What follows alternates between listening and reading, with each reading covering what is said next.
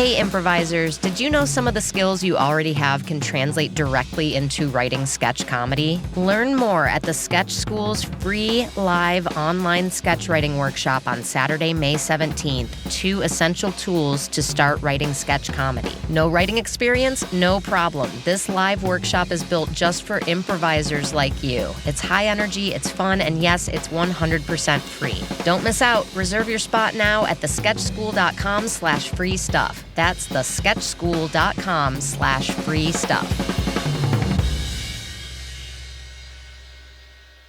Welcome to Yes Also. I'm Suzi Barrett, and my guest today is one of my favorite improvisers and one of my first improv teachers, Bob Dassie. Bob is, of course, a Chicago legend. He's 1/3 of the team Dasariski and 1/2 of Weirdass, which he does with his wife, Stephnie Weir. He actually talks about meeting Stephnie in a Second City class in this episode, as well as what it's like to improvise with your spouse. In part 2, we talk about the origins of the Pretty Flower, which he intentionally developed and accidentally named. We dig into object work, which he's famous for, and we talk about playing grumpy and contentious characters in a way that doesn't lead to conflict. Part 2, of course, can be accessed by subscribing at yesalso.supercast.com. Help us out, help yourself out, and get access to a ton of amazing conversations that you can't get on the regular feed.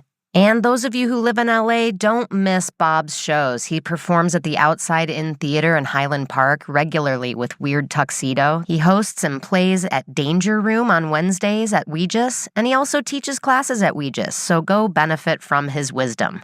Okay, and speaking of that wisdom, here's Bob. Bob Dassie, welcome to the pod. Hi, everybody. Hi, everybody. Hi, Suzi, in particular. I can be everybody. You are. I'm every woman. Me and Oprah have a thing. Oh, good. Yeah. I want to dive in right away with Sure. your improv origin story. How did improv arrive in your life? Right before we started recording, you started to tell me about your journey into college, and I was like, save it for the pod. I'll be brief because I did a little improv in high school. It's very briefly, we did one kind of thing. It's a long time ago. And then I didn't do it improv for like 6 years. And then my brother, Ed, said we should take classes at Second City Northwest, which was the suburban, Illinois, outpost of Second City. So you grew up in Chicago suburbs? Chicago suburbs, okay. Yes. Streamland, Illinois. Ah. And they were, the Second City Northwest is in Rosemont, I believe. Anyway, long story short, I started taking classes there and loved it, and were told about like what else could we do, and they were like, have you heard of Del Close? And so that's when we started going to Improv Olympia at that point. Right. What year was this? 92, mid 90. Is that right? Yeah, mid 92, January 92 is when I started classes. Mm-hmm. And then I started Improv Olympic in May 92 something. And when you were starting to say your college journey, you were starting to say it was like the only computer college. Were you a computer guy? I'm a computer guy, yeah. That's my other life is computer tech and support and sysadmin. And I have never known this. No, I don't like to. Well, I don't publicly like to mix the two, but the two mix nicely. In what way? Well, there's such a logical. I mean, I love the balance. I think my initial appeal to improv was the computer world was all. I mean, if you want to boil it to basics, like left brain, and then the improv was all the creative side of it. And so the merger of those two worlds is what I love. It's like a logical approach to a creative environment. Yeah, and it helps it helps me break down concepts and bigger concepts. And so there was when we were starting to do long form, beyond like, sketch and regular Second City stuff, was that that's what was appealing to me, was the long form structure, the possibilities in that thing. And it goes to my musical taste as well. I love long songs that are adventurous and, Are you like a Fish guy? I'm a Fish light guy. I've seen Fish twice in concerts, but you're an amphibian. Yeah, it's such a like. I hate trying to break down my musical taste, but you like what you like, and my bands have always been like like I like certain prog, but I like pop and I like everything. I just like adventurous music. And when it goes longer, then it needs to have some sort of, it takes me somewhere, like, you know, but it's all very subjective. So you're so yeah, that is a huge overlap with long form improv. Yeah. You're in for the journey. You want to see where it takes you. As long as it's Yes. creative and making moves, Right. it's fun and exciting. It should be. It should be Yeah. fun, exciting every time we go up there to be like, well, we have all these possibilities. And that's what keeps me coming back to it. It's like, you know, I've done it for a while, and I love it. I love the pursuit of it. It still has a similar exhilaration of and also like a meditation when we can get into those, that, you know, that woo woo level of improv that I like to pursue. Talk to me about the woo-woo level, like you're entering sort of a flow state where ideas are coming, and you're not nervous, and you're in the moment. You're just seeing, you know, your partner. You're seeing the environment. Everything's alive around you, and you're just playing in that moment. That's what I feel like we always try to get to, or that's the pursuit, that group mind thing, when that connects and it's moving at its own, you know, versus thinking of like, oh, we really need to, or, you know, whatever. When we throw ourselves into our heads, it's like when it's all about our partner, we're so out of our heads, and we're all, you know, so in the moment of everything. And it's such a woo-woo state to get to that it's hard to explain. And a lot of people, you know, don't, you gotta, there's a certain level of you got to buy into the possibility of it happening for you to experience it. How long did it take you before you got to a place where you, because it is similar to like meditation, where like you can do it a few times and it's like, this is garbage. But if you stick with it, there's a there. And with this, you have to do it long enough that your automatic processes take over a little bit. You're not thinking about pedaling the bike and falling off. Yes, you get into, like you said, that flow state where you're just doing what you're been trained to do. And all of these different tools or disciplines that we approach with it are at our fingertips. So when we're playing it, we get to be in that space for that chunk of time. And, you know, people have explained it like, you know, I don't remember what I've done, or you know, people remind you after the show, or if someone references a show you did and you're like, I don't remember that show. And that's not it's because it's such a live, you know, theater event, that when you're in that moment, as audience or on stage, it's like it just happens right there. Right. And so it's really great when that moment can be, or when those moments can be electrified, and getting to those places is what I like a pursuit. Yeah. I want to come back to that in a second, but something just occurred to me, which is like, we talk a lot about the ephemeral nature of improv and how special it is that it's for the people in the audience, in the room that night. Yeah. But it just occurred to me that our lack of memory of shows also conspires to that end. That Sure. like we don't even get to enjoy it after the fact because it's wiped from the Etch-a-Sketch. Right. But hopefully we feel something afterwards. Yeah. Right. You go through and you go, that was a really cool thing. Yeah. That we just went through, and like the return to improv after COVID and whatnot has all been about a pursuit of joy. Is like, we need more joy. You know, not to, again, that woo woo stuff. It's like go there. Well, Yeah. I'm reminded when I first started, and what really appealed to me of improv. I didn't come from an acting background or or even a pursuit of that. And like I said, I was a computer guy, and maybe and an amateur musician. That's where my music world comes from. What instrument? Saxophone. Oh, cool. Alto saxophone. I still play it today, and I love it. Anyway, but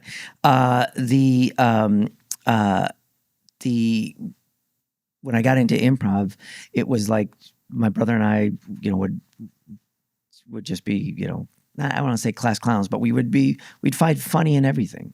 We do object work tag and scene work tag, you know, when we were kids, without knowing what it was. We were just playing, improvising. And so when I got into this, it's like, oh, I like doing this. This is what we've done, you know, as kids and whatnot. And it is a sense of play that I don't find, or you don't necessarily find in our adulthood these days. Sports is usually what is referenced, but even sports are a win-loss kind of thing. It's not just play for the fun of it or play for the joy of it. And that's what I really appreciated about it. And I would argue that sports are more predictable than this. Maybe not. I don't know. Is that a one-to-one analogy? Like, I'm thinking like in an improv show, because you're journeying through imagination landscapes, you can take a hot air balloon to the moon, and you can, you know, be a part of the construction of the Panama Canal, like all in one night. And in sports, like it's a little more prescribed. Although, sports have their exciting moments. There's the field goal kick at the last minute and all these things. But and the individual skills of all the performers or the players, let's say, and how they handle the ball or whatever. You know, I did jujitsu for a very short time. Popped a couple of ribs and was like, maybe not. I lasted one move. That's right. But when I was doing it, it's got a very improv flavor as well. It's like you learn all these moves, and then somebody's attacking you, and you use the moves you need to use at the time that you need to use them. And I feel improv is that way as well. I don't like a mathematical approach to improv, but I also don't. I look at the approach, not a dogma of approach. Like I look at like what you want, if you want your results to be, you know, at this level, then approach them at that level. And the approach of it is half the intention behind it. Right. So I put a lot of attention towards that. Do you when you start a show or a scene and it's lights up, are you starting in a different way every time, or do you have like access points? Like you kind of start by entering a character mindset first, or you start by listening to the initiation and then adjusting based on straight man or absurd or whatever? Oh, well, yeah. I definitely don't approach it in the straight man absurd thing. I don't like to take a role before I know. I mean, I like to take give something to myself or whatnot, but I don't know. I don't pretend to have any sort of control over the environment when we're walking in. And I think that's there's a certain openness to every start of a scene or a show. And, the more open I can be, the better I feel. Like lights up, and then you might have an activity that you've been inspired to. I tell classes, ground yourself with something. I like to do that a lot. But then I also take a look in my players' faces and what are they doing or what's happening. I don't want to mimic their activity, but I'm looking for clues on where they may think we are or we might think we are. It might be obvious, it might not be. So if they're washing a dish, you're like, we're in some sort of kitchen or something somewhere, and then you'll make a complimentary choice to also ground yourself in it. So now you're wiping the counter or whatever. Right. Just something that can connect us in a possible environment, because that can change as soon as they say wherever they're at. Now we're in a fast food kitchen or something. I don't know, whatever specific that they might add to it, or I might add to it. Yeah. But you want to be in the middle of something. Like you're not just like, where do we come from? What happened? What's going on? And because then that's when you see panic in people's eyes of like, I don't know what we're doing. It's like, nobody does that. We're all trying to figure this out, right? Man. We all quantum leaped into these bodies. And the idea would be to be as present as possible, to be like, all right, where does everyone think we are at? Yeah. But then that might not even come about before my partner says something, or I say something, or we all say something that gives us something else to look at. And so it is, the thing I use in class is that the camera's really close on two people at the start of a scene. And as the scene goes on, the camera pulls back, and we know a little bit more information about everybody as we go on. That's great. So it's a patience thing of like, don't panic, stay cool, and look for clues and make some statements. And as it starts to solidify, then we can play. Yeah. Right. I use an analogy that the improvisers are like two people exploring in an attic or a cave with flashlights. Yeah. And one of them's like, I found something over here. Yeah, It's like then exactly. the other Oh, one hey. runs over like, yeah, let's open that box or whatever. Yeah, it is definitely the patience up top. It's not passive patience. That's the other thing. I don't like a scene that takes 2 minutes to start. Yeah. Not that people have to start speaking right away, but it's that inhibition or like again, if the lights just came on in this room, I wouldn't go, where am I? I'd be like, oh, we're in the middle of a podcast and I can start there. Yeah. Right. And then I'm supposed to be here. Yeah. Like I've come a long way to be here. And so I'm not trying to leave immediately. I'm just trying to understand why I'm supposed to be here. And then we kind of find some of that stuff out. I'm so sorry this was a long way, Bob. No. You could have just said, like, let's do it over Zoom. I mean, the character. You don't have to bury that into an improv I thing. can't believe I had to go all the way up. No. It was very close, very close. No, I love that framing too, like reminding yourself you're supposed to be here, whatever this scene is. Yeah. It's so digging in harder and deeper, like rooting yourself into the ground that you're standing in. Yes. Yeah. Do you have tactics for? I love this idea of active patience. Do you have go-to tactics? Tactics is a weird word, but like go-tos for your own sake, like having an emotional point of view or observing something about what or dropping in some exposition. Mom said we gotta clean up before she comes home or Sure. whatever. Like, do you have personal go-tos that are your active choices? Yeah, I'll say this, like some of my go-tos I'm trying, like I continue to try to eradicate, like because I don't want to get bored with myself, like, oh, I did that thing. And not that we all do those things because we're only ourselves. So I try to play variations of those things. I'm not always successful. Like that's always the attempt because my mind might be like somewhere else that I don't put enough attention towards that. I can't really use an example, but I guess what I mean is like every time we get a suggestion and lights up, it's different every time, but not that I don't pull on from things like, again, activity and environment, definitely emotion.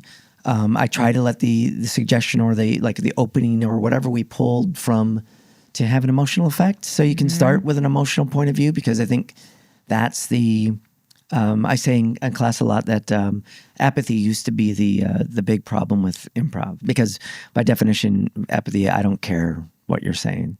Right. So I'm not affected by you. And so you're allowed to shrug and you're like, well, all right, then you're not going to be affected. Then what are we doing? Right. But now I think it's based on everything we've been pummeled with. Our survival instincts have kicked in to be now where everything is a blasé reaction. And that, by definition, is I don't care about anything. Not only what you're doing, but what I'm doing or what anything's doing. And so that's the killer of improv these days is like a blasé. And so the more truth, and I'm definitely a truth in comedy person, but mainly the mentality of how we as Dell would say the abstract we're doing an abstract art form on humanity and the way people react. And so the more human we can be when we're out there, the more we can be affected by these things, then the better we are at conveying truthful emotion to the environment, and that's the pursuit. Yeah. There can be everything outside of that, and again, I have no dogmas. Like I love the combination of the real and the absurd, and the exponential growth of going in that direction sometimes, and seeing where it ends, and then going to the next thing or whatever. Like I love all of that. But it's like if you can start grounded and truthful, then we have somewhere to go, and that comes from my early Herald experience, where we'd sometimes we'd get big really quick, and then we'd have nowhere to go and nowhere to play, and everything was just at 10. And we're like, we're up here now, and we've been playing for 5 minutes. This is unsustainable. Yeah, we started with that childbirth scene on the side of a volcano during the end of the world. That's right. Oh, now we cut to this kitchen. Boy. Yeah, but again, that's the and somebody asked me, is like, do I like Harold? And that's one of the things I really do love about Harold is all the juxtaposition of all these far-reaching scenes that may or may not come together, just in some surprising or natural, organic way. Yeah, let's talk about that. Let's reverse you and go to your IO, or at the time Improv Olympia. When you started, I'm not like I think Craig knows dates more than I do, but let's call him. What's he doing? That was my bit when. I performed a lot with Craig Kakowski, and we'd be together. And my thing was when I'd see somebody that I had like terrible memory of names sometimes, and I'd bump him and go, "Hey, Craig, do I know that guy?" And it's him. and he's like, "It's me, Bob. Exactly. We just did a show together." Yeah, that's right. Sorry, buddy. But he'd give me like a little biostats of the person, like That's so funny. Oh, yeah. I know. Like the screen in like Terminator or whatever, like your eyeball. Yeah. Yes. Everybody needs that. God, I got to hang out with Craig more. Yeah, well, he did that for a while. Now I don't think he wants to do it anymore. No, he's like, done. Let's get out of here. Don't remember her name. Here's $1. Go scram and find yourself something in the vending machine. Okay, so you started those classes there with your brother. Yeah, we started. Yeah, we did classes together. My brother and I were on our first Herald team, and we loved it. I was in my Herald team for 3 years. What was the team called? It's called the Lost Yetis. Oh, okay. It was a fun group of people, and later Steph, my wife, was on it. Is that how you two met? We met in my first Second City downtown class. At like North and Wells, like that. Yeah. When I went downtown, because I went through the program at Second City Northwest, and then we did a thing where we were in a group that were doing the best of Second City Northwest, which was great. That was almost like my tour. I toured later, but that was like my initiation to that, and we got to do scenes like that. Mick Napier directed, and Stephen Colbert and Amy Sedaris and all these great people that we had been watching do shows, and we got to do their material for a short chunk of time. That's and it was so great. Cool. But then while I was doing that, I was doing Improv Olympic. I don't know when they changed the name, so that's when I hope more about names. We'll put an asterisk by it. At some point they changed. But we had started doing IO classes. And then I was also doing Second City downtown classes. Gotcha. And that's where I met Steph. And then I lost track of Steph for about a year. And then we found out she was taking Improv Olympic classes. And that's we were looking for people for our team, and we snagged her. Gotcha. When you guys met at Second City classes, were you friends? Were you? I did my first improv exercise with her. Really? Yeah. Do you remember what it? It was walking around the space. It was Piper's Alley, so it was walking around, and I was first. So you're supposed to lead your partner around, right? Okay. And so I was just walking around and going steps, watch out, move over to the left, and I was just guiding her around, right? Then when it came to switch. She put me in some sort of fantastical land. It was like, you're walking through marshmallow cotton curtains or whatever. I'm like, what is it? And it was so much better than when I was in. I was boring. And it was like this great use of, imagination and closing your eyes and being led around this great place. It was great. How funny is it to look back on that and be like, these two little like cherubs are going to get married someday and have kids and other things had to happen in between there, but we finally got to that point. It's so darling to like in retrospect, like just picture that, you guys leading each other around too is a cool metaphor for life. I don't know. Sure, Suzi. Sure. Anyway, how long do these things go? Yeah, boy. Wedding metaphors. All right.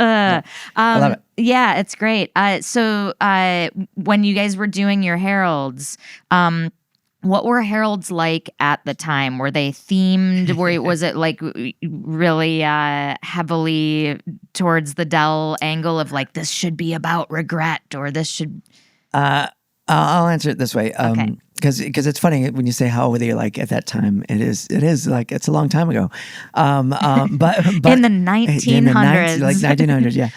But the thing about it was that it was I'll say this about long form, which was so appealing, and it was that it was vibrant. It was a vibrant art form that we were all pursuing in a strange way. Like there was no ceiling, so everybody was trying things.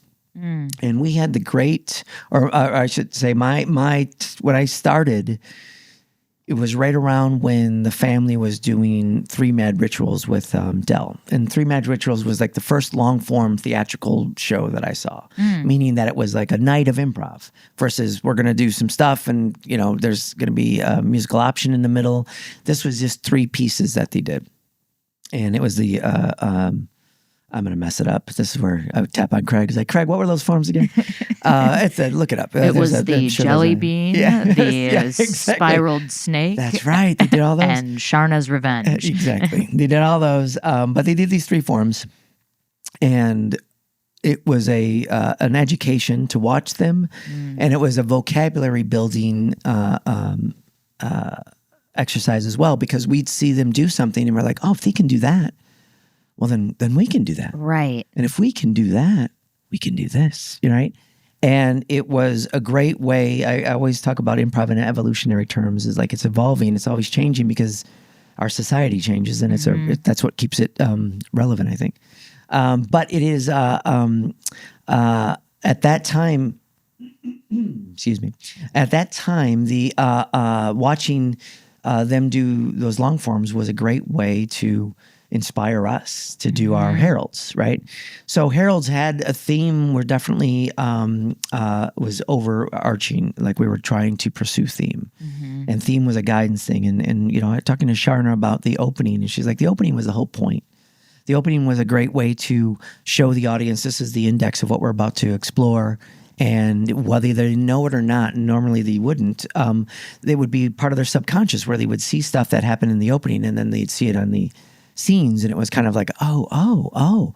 Like we're all so cynically improvised minded now where we're like, nobody wants to do all that stuff. It's like, let's just get right to the scenes. And which is great too, but there's a thing about going into these scenes so cold that we're pulling the inspiration out of our ass, and it's like we're just like, so we're not starting from a point of connection, and openings were a great way for us. I would always say that the openings were for the team. The audience just happened to be there at the time, and so that would get us going and get our minds working in all those ways. We'd start looking for patterns and connections in the opening, and then we'd start doing scenes, and it was everybody was working all the time. Doing a lot of this, but I don't know why. They were like, look, it's everybody. It's all 5 fingers of that team. They were all working. All these people were.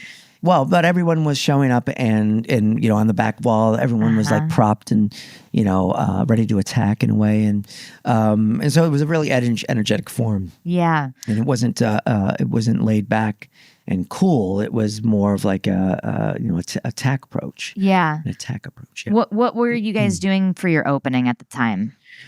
We did we went through all of the openings, but we got to a point where we did a very physical and verbal opening, kind of a free form opening. Yeah. We did silent openings for a while, or just noises and stuff like that conveyed stuff. We did anything that we could do to be inspirational to us. Like, what do we want to do? And believe me, when I talk about openings, my classes are go like, it's like, I know nobody wants to go A, B, butter, cream, like the boring pattern games. And like improv openings, I think, have needs for evolution as well. I don't know exactly what that is. I think that I'm throwing that out to young teams that are like, make the opening your own to feed what you're doing, to give it inspiration to then do a piece on it. Right. The long form is that it's a piece. It's a 30-minute, 20-minute, 45-minute piece that you're doing. And it's like, so what are you going to do in that chunk of time? Yeah, I think something you just brought up that applies to this is like talking about in your generation when you guys started, there wasn't a ceiling. It was like, well, anything is possible, and Right. we're gonna get lit up, and then we're gonna try something because nothing's been tried yet. We're gonna figure it out.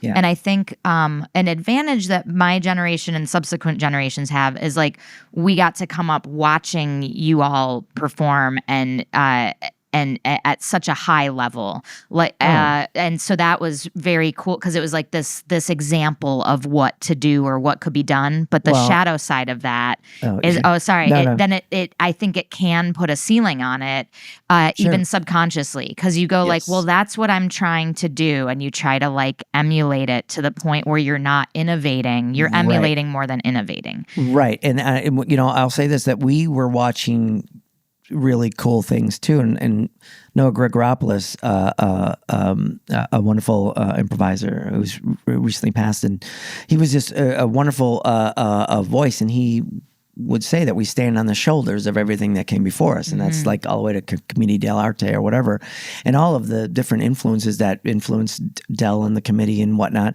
that got us to get to where we got to watch people, and then we got to do it, and then you got to like, and I agree, is like the emulation isn't doing anything. It's like you got to be yourself, and only you're going to improvise the way you do, and only I'm going to improvise the way that I do. And I had a great director that when we were doing the Second City Northwest, he was like, don't do your imitation of Stephen Colbert. Do you in Stephen Colbert's role. Yeah. And you got the words there, but like, so it was a great way to keep yourself while you're doing these scenes that you've seen 1,000 times or whatever, or that you had to emulate, but still do them like through your lens. Yeah. And that's what I talk about in improv is like you got to bring yourself up there. And I want that. I want your experience up to this point is all that feeds you in your improv, and so it's essential to bring all that stuff up to the stage with you. Yeah, absolutely. And you can't help but it's like I can only remember the references I know. That's right. You can't pretend to reference. You got your mind is working to make sense of whatever's in front of you, and it pulls things that are inspired from things, and sometimes they're random. Yeah. And those are the best ones because it's like only you're going to come up with that point of view. Yeah. And that's fun to access when you're on stage. Yeah. Yeah. It's so cool that you as a decidedly left brain career guy are able to straddle into the right brain so freely. Like I find myself, like I'm very, very right brain. And if you asked me to do a math problem, I would vomit. But like, and I've tried to understand things. Like I was curious about computer coding. Like I've looked at stuff, for a day that I've been like, I want to know how this works, and then I can't. Great example, we were at Mount Wilson Observatory yesterday, and I started reading the thing about how the telescope worked and was like, they lost me. It's like, it just can't. I'm the same way in certain things. You read those things or museums or not, you read some of it. It's like, I wish I knew more. I wish this, I wish this pulled me in more. Yeah. Right? So like, I got to know more. You've already lost me at refracting lens. I don't know enough. Yeah. But part of it is my right or my left right brain binary issue, but I love that you do both. And that do you go ahead. Well, they definitely feed each other. I've found like the logical approach and the creative approach just to life, Suzi. Like, wow. Whoa, hold on. Yeah. Say what you just said again. Dim the lights. Let's get into this. How'd you do that? No, but it is a, it's an approach. Again, I say that probably too much, but the approach and how you get up on stage, the approach and how when you open the door and you go through, if you wake up every morning and go, shit, well, that's going to be your day, most likely. Like, and your approach, if you get to the theater and you're like, I don't want to fucking do a show, well, then you're probably not going to have that. Like your attitude and your mentality when you're approaching something is going to have a huge effect on the result if you're going into this approach. Though, I'll also say it's back to that active patience, that active approach where you can be really angry. You could have a really shit day and then come to the theater and be angry but ready to do a show. And that could really translate into a wonderful experience as well. It's just where you have to want to do a show. Yeah. That's what I find. Like I've heard of people show up to a show and there's only 3 people in the audience and like, no, we're not gonna. Let's call the show. Oh, really? Well, I've heard that before, and Dave Pasquazi has said that, like, they used to do shows in the early days and there would be nobody in the audience or a couple people in the audience and someone would want to cancel. He's like, no, man, those 3 people came out to see our show. Let's give them that show. Yeah. And that's how you build word of mouth and all of the things that we do to get people to want to see this ridiculous thing that we do on a constant basis. And it's almost more special when it's just 1, 2, or 3 people because it's like just for them. There's some great moments like that. Yeah. I've had some really great moments with very small houses. Yeah, and a quiet room can be fun in a different way. Sure. Yeah. When you like all pressure's off, Yeah. and you really can play because you're not thinking of any other pressures outside of the show. It is being able to tap into that playful element is really I find the challenge as I, do this longer. I see people for less time, to rehearse and whatnot and to get that whole energy going. So it's like being able to tap into it on your own is really important. So you can do it. We do warm-ups and whatnot, but like to also be able to go from 0 to 80, a lot faster by your own needs versus expecting somebody else to help you get there. That's a great point. Yeah, you're gonna follow the follower on stage. There's no real leader in a show that's collaborative and group mind based, but you have to take responsibility for your own energy and engagement. Totally. And, you got to bring something to the table, right? Like, oh, we gotta make and of course our job as improvisers is to make our partner look good. Right. So if our partner's not bringing 100%, we're still gonna take care of them and whatnot. But if everybody's bringing 100% and we're all taking care of each other, that's, again, where that woo-woo stuff can possibly happen, right? Yeah. I always say it's the pursuit, setting us up for the possibility that magic can happen. So we can find those really cool moments. And if the audience happens to see them as well, as like if they're all in that chunk of time, that's a really cool thing. And that's the thing that I found when I was watching stuff. I would see stuff that was like, wow, that was really cool. I want to do that. And then doing it, I want to hit those same levels and beyond.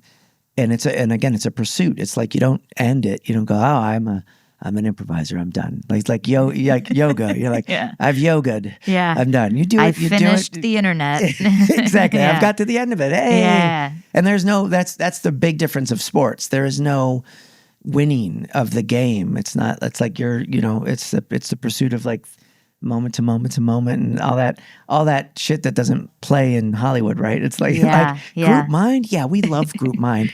Can we do it with one mind? Oh yeah, I guess. And how can we monetize That's it? right. And can it be Marvel? That's right. Yes. Can you wear this costume?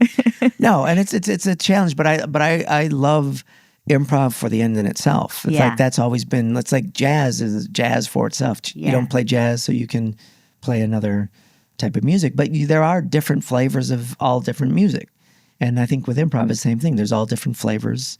And so find a group of people that want to play the flavor that you want. Yeah. Or the ideas that you want, and then expand it and all that. And it's very much like a band, a five-headed band where everyone's got an equal weight to it, and see what happens when the chemistry comes together. That's a great way to dovetail into two of your great collaborations, which are Dasariski and Weirdass. How did those? So Dasariski is you, Rich Tallarico, and Craig Kukowski. Yes. How did that start? Well, I'll do a real quick thing. Is like the first late night show that we did was a long form show called Trio, And that was me, Steph, and Rich. And we did that at 11:15 on a Sunday night because Rich and Steph were on main stage. And that was the one night they would get out at 10:30. And so I would pick them up from Second City at 10:30 and we'd drive up. And the earliest we could do the show would be safely 11:15. That was at IO? At IO, yeah. Wow. We drive from Second City to Yeah. IO. So we did this Sunday night show and we were doing a 3-person long-form improv, which had been done before in various ways, but we were just doing this late night thing that we were doing. And I had been inspired by a couple of things. This band that I saw in Nashville, which was part of a big band that was like a broken off piece that did an hour and a half of improvised music. Oh, wow. And I was like front row for this show and watching them play together, and it was really exhilarating. And then there was some news. There was a re-release of Miles Davis's kind of Blue album came out, and it had some inspirational liner notes. And I'm like I said, I'm an amateur musician, and a lot of my references are musical, like as far as the way I communicate things. But so I wanted to do what I saw with jazz and with this band in Nashville. I wanted to do that with the people, and so that's where Trio came from. What about it did you like? What was the extraction from that? Well, there was 3 people improvising at the same time. And then like the idea of solos or, it was stepping out, like in jazz, soloists would step out and do their thing and whatnot. So we had, with early stages of it had monologues. We did monologues into scenes. And the longer we did it, the longer we started doing the scenes. And so then we started doing shows that were one long scene. And I think I know it's called mono scene now, but we didn't have it. We just had one long scene. Yeah. Let's just do a scene for the whole time. And so we got more, we got to doing that more often. And then we started looking at what made those things successful, or like, how do you sustain a scene for 45 minutes? Like what do you need to do to keep it interesting theatrically, right? What are those things in your opinion? Well, there's a lot of things. Is like I do a lot with informations, like we find out more about these characters. We find out their emotional states and the complications and in their lives. We find out more about their lives, and we find out who they are together and where they're at and what's going on. Right, all of those things. And the more we can play in that space, the more that we have reason to stay in that space. And so it was always an attempt. It's like, can we stay in this thing longer? Yeah. Can we stay in this thing longer? No. We jump over to a bus or whatever. Like, so it was never set like we're going to do a show for one scene. Steph and Jimmy Carrane did a show called Naked, which was we're going to do an hour-long improvised scene. That's it. An hour to the time. And so they did that show, and that was really amazing and inspirational, and that helped feed into this Trio thing as well. So we did Trio for a while, and then and it's a blur what happened after that. It's like it was like I know I did Trio, and then I started doing quartet, and then I had this whole thing where I wanted to do Trio, quartets, quintets, and sextets. I did them all, but because I was really interested in just to see what if we approached it with these different combinations, what would be the results. And there was different. Oh, go ahead. Not to make you feel bad, but I've gotten up to dodecahedron. So okay, well then good. Then you're exploring and evolving. I love it. That's what I want to see. No big deal, Bob. Yeah, but no, I've lapped you. I want all of the mathematical functions explored. Oh yeah, talk to me about mathematical functions. Please do it. But you got to explore it in a creative way. There we go. Okay. Anyway, the point is, I did all these jazz things, and then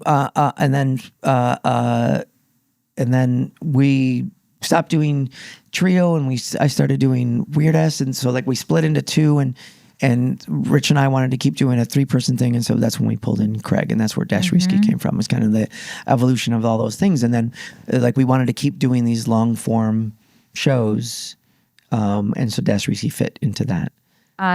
Were you guys, did it feel like Dasariski shows right away, or did it take a little while to kind of find your groove and your rhythm? I think with all of those smaller groups, it's like as the 3 people or 4 people start to gel, the shows evolve as well, and there are different things that happen. And so when Dasariski started, Craig and Rich had played a bunch together, and Rich and I had played together, and Craig and I have played in Armando before. So we had a familiarity to each other and a respect. And so when we started playing, I think we just started naturally supporting each other, and over time it did get to be very, let's say, like the group mind was there. So much so when we hadn't did a show in 5 years, and then we did one in Nashville a couple of years ago, and it was the first show that we did in 5 years. And we did one we hung out for the day, and then we did a show, and we were able to snap back into that kind of behavior, which is rare. But again, that's kind of the thing of these relationships that you have in long form. It's a connection that you pursue, and the more connected you are, the more possibility there is to get to this group mind woo-woo shit stage. Right. Yeah. Was that a surprise to you that you guys clicked back in after 5 years so easily? It was a relief. Oh, yeah. I mean, I would say it was definitely like, it was nice to be able to slip back into it. Yeah. That's really what it felt like, because in something about performing out of town is a really great thing, because you lose all the pressures of your day-to-day. And so you're able to just like, hey, we got a show tonight, and kind of clear your mind and get to play with that show. And that's been the challenge with Weirdass, is like, I've been married for going on 24 years now. Congrats. We're doing it. Well, let's see what happens. Okay, yeah, sorry. That's my favorite stand-up bit. That's always I'm always like, I've been married for 24 years, and the audience applauds, and I go, well, let's see. Yeah, it's a the day's not over yet. It's a marathon. Got a long way to go. So we'll see. But so when we start, we did some shows locally, and it's after a day, and we're exhausted. We didn't have enough of our battery recharge. Not to make that an excuse, but when we go out of town, we seem to be able to tap into that creative side a little bit more. I don't want to say easier, but like it's more accessible, with like other things fall away, so we can like those things rise up. When you have a blank slate like that, let's say you're out of town, there's no obligations, and you have like a whole Saturday before your show. Do you personally have things that help get you in the mindset? Do you listen to music or go on a walk or? Yeah, I think all of those things. I listen to music constantly. It's my definite drug. Right sure. Now, you're something's playing in there. Yeah, I haven't heard a word you said. I just rock it out. Fair. It's working. You're in the zone. Good. I'm reading lips a little bit. Definitely walking around. I love being in a city and walking around the city. I love that. It's just kind of enjoying the day. I mean, it's when I have that opportunity. Not that I'm always, I'm not go. I've had plenty of downtime. But when you have that chunk of time, you enjoy the day, man. Yeah. It's like, it really is a big aspect of, again, how you go out at your front door if you're like, oh, Jesus, I got to do a show tonight and a class. Like, that's a miserable way to live. I don't want to be in that environment. Yeah. Mentally. It's funny that you say that. Even the way you said that reminded me that you are so good at playing cranky, grumpy characters in a way that doesn't tread towards conflict in the scene somehow. Just miserable souls. Yeah. Yeah. Miserable souls, but you're not in an argument. You're just good at expressing like you're being like a complainer or someone who has a very specific negative opinion about something, but you say the reason why, which gets us a deeper layer of this character. Well, I read a thing that I've definitely mentioned before about how complaining is addictive. And how apparently your synapses gets smaller and smaller as you complain. Oh. Yeah, I read that. I had that same reaction. I was like, what? And it made sense. And, I had, let's say family members that found it really accessible to complain about everything. And it was like... That's such a diplomatic... Found it really accessible to complain. Yeah, they were addicted. But it kind of made sense. It's like, oh, I get it.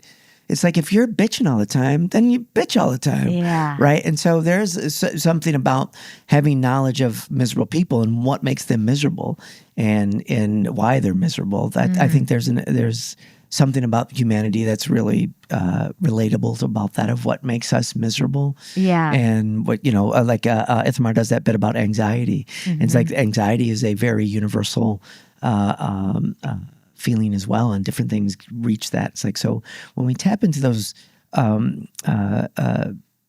I think they're truthful in the sense that, like, people do this because of these things. We react these ways because of the way we are. And when we can tap into those things, they're very cathartic because it's a playful way to explore and expose these behaviors in a way that we can laugh at them, not because they're funny, but because they're in the environment that they're in. It's just the juxtaposition of what's happening in front of us. And that's what makes scenes so fun, because you never know, if you approach them each way with the relationship and exploring that relationship, that makes it a unique relationship and makes it fun to play that unique relationship. Yeah. Right. So that gives it return. The reason if I find I can continue to do it is because there's nothing, we're not falling back on our laurels, where it's like there's always something new in these relationships that we're exploring. And as our environment and society changes, we pull those things that are in our society and explore them, expose them on stage, and we can laugh at them because we got them out in the open. Yeah, the joy and of the catharsis of that kind of stuff, and the sort of the original jester inspiration of, like, calling out the shitty things in society, but in this jovial way. Yeah. I've been saying that, like, my recent return to teaching again. Sorry, my Sunday morning voice. Oh. Well, Hey, everybody. I'll match your energy. I haven't had my cigarettes yet. No, the thing I've been saying is, when I came back to teaching, is like, to get to that joy thing, is like, improv's got a huge counterculture thing. I've said this in many classes. Like, it's got a counterculture history, at least in Dell's era for sure, in the 60s and whatnot. And even in the past, like the jester thing, like the calling out of what is going on opposite of culture. And I was looking at what culture is today, and in a perhaps cynical way, like the culture is misery. I find our culture is being pumped a fire hydrant full of misery every day through news and miserable unveilings of things. Yeah. That have a level of truth that is questionable, let's say. Meaning, like, should we be afraid, or why are we reading these bits of news? Why are they getting to us? Right. And I mean that in a sense of not conspiratorial, but more in, like, what is it doing? And I've read some studies about, like, what does reading news do to our mind? Like, this amount of news, it's unprecedented how much we're consuming as news, right? Yeah. So in a protection against that is where improv comes in. It's joy in the face of misery. So when we're coming and exercising doing our bits of shows and whatnot, we're exercising, putting joy out in the world instead of consuming misery. That's the woo-woo I approach it with. Is like, that's what I feel like it does. I'd rather put that out versus sit around and go, did you hear about the, and because, and again, that shit's coming and it's real, and there's problems everywhere, and I'm ready to do what I need to do when it needs to be done. Yeah. But in the meantime, I'm not going to die miserable. I've said this too much. I probably don't need to say it anymore. But, like, that's my pursuit these days. It's like, the older I get, it's like, do I want to be miserable? Like, to some level, I am privileged to be able to make that choice, and 100%. I don't neglect that at all. But at the same time, it's like, if I'm able to make a choice to be happy for the people that I am with in my life, my family and work and friends and whatnot, isn't that a better energy to put out than to be Did you hear about the news? There's so much in life that doesn't afford us a choice. Yes. Even those of us with privilege, but especially those without. Yeah. The things that you can make a choice to have a specific attitude about, choose the positive way, because that's the only thing you can control. Right. It is those areas that you are able to choose that binary. Yeah. You can control your reaction, right? Yeah. Which is what goes back into improv, is like the choices that we make and the actions that we make on stage. That's where the fun is your choices can be, they can range from deep to absurd, but if they're true to you, then we get to play with that thought, right? And we have a control, like, going back to what do we need to sustain a long scene? There is an element of, we don't want to get bogged down in conflict or talking about what we're doing or fighting with, our team. We can argue, but no, for the sake of the scene, we need to continue this with tension. Mm-hmm. Like, there's, like the family dinner, right? Like a holiday family dinner. A lot of tension in that. Nobody's going to leave unless they storm out, but they might come back, right? But for the most part, we have to stay there in that tension. Mm-hmm. And that's what's so delicious, right? I look at two movies that do truth and comedy really well, and that's Planes, Trains, and Automobiles. My favorite of all time. It's fantastic. It's the best movie. And then Sideways is another version of that, and they're older movies. But what's really amazing for me is that the hold up, I can watch them again without cringing about any of their choices, any of their, any of the moments in the scene, right? They're all truthful, character-based things that happen, and there are some absurd things that happen. Yeah, right. They're absurd and they're fun, and but the hold up is like, it's very different than going back because comedy doesn't last long. Like right, like you'll watch an old comedy, and my kids have told me this. It's like, this ain't funny, right, or whatever. And for whatever reason, the pacing, the time, and all that. So when I look at those movies, I find that, like, when you analyze them, it's like what makes them really hold up is that it's these two people connected, either by force or by happenstance, that they are reacting to each other through this chunk of time. Mm-hmm. And I find that stuff is always fun to explore. And that's kind of my approach and pursuit. If you were to teach someone the crux of how to have those differing points of view but not get embroiled in conflict or argument cycles, what would you boil that down to? How do you do that? Well, here's another contribution for improv to society, and that is compassion. Like to care about your partner's ailments or behavior. And we referenced the Dasariski, one of our worst Dasariski shows, where it started out where Craig, we got coal mine as a suggestion. It was during the Virginia mine thing or something like that. And thanks, audience. Thanks. Yeah, thanks. Hey, timely. Anyway, but we started the scene, and Craig said something to Rich and I about, guys, I got black lung. Right. Mm-hmm. And Rich and I, for whatever reason, said, don't worry about it. We'll we all got our problems or whatever. In other words, we didn't put any attention towards our partner's, gift that he just gave us. Mm-hmm. And at the end of it, Craig was digging a dinosaur egg out of a cave or whatever.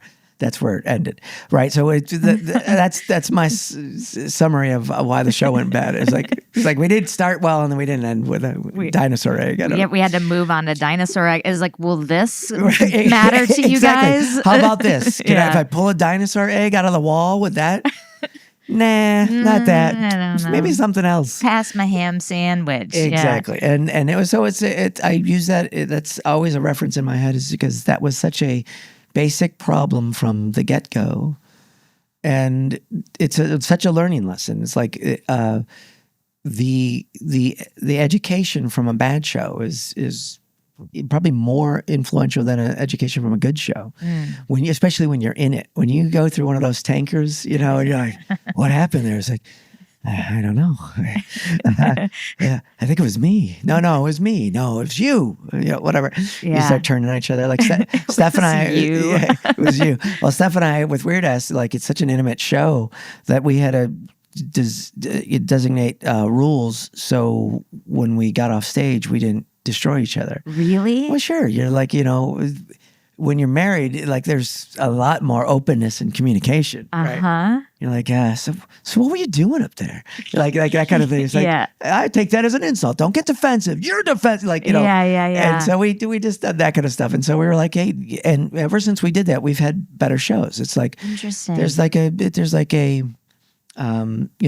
a respect and a trust and that doesn't come natural even if you've been playing a long time. And that's why, like I said, like you try not to do your standards, because if you're playing with somebody for a long time and you do that thing that you always do, they're going to be like, you're doing that thing you always do. Right. It's like, don't default to your, like if you want this stuff to be alive and fresh and exciting to do every time you've been doing it for a long time, then you got to do that work. And it's a constant thing. And again, I don't always obtain that level. I admittedly, it's like at my best, I try to, and that's just the humbling over years of doing improv. It's like it's a pursuit, like, and we say that you're only as good as your last show. And if you do a bad show and then you don't do a show for a couple of months, you got to live with that show.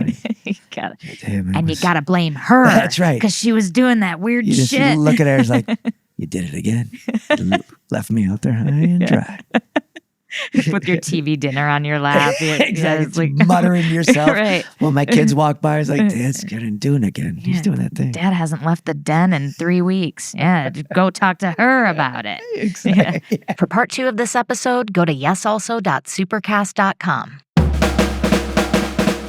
If you like this podcast and you want double the content, head over to yesalso.supercast.com and subscribe. You can also help us out for free by subscribing to us on YouTube and talking us up to your improv communities. If you have a question that you'd like us to answer in one of our Q&A episodes, or a topic that you think would make a great bonus episode, put it in a 5-star review. If you're a theater who would like to host us for a live recording and improv show, let us know at yesalsopod@gmail.com. A very special thanks to our producer, Ryan Rosenberg, audio and video editor, Brian Kessler, and social media czar, Britt Faye. Thanks for listening, and we will see you next week. No, we won't, Suzi. That's not how podcasts work. They won't even see us. They will listen to us, so it's actually the opposite of both things you said. Thanks for listening, and you will listen to us next week. Maybe. We don't know.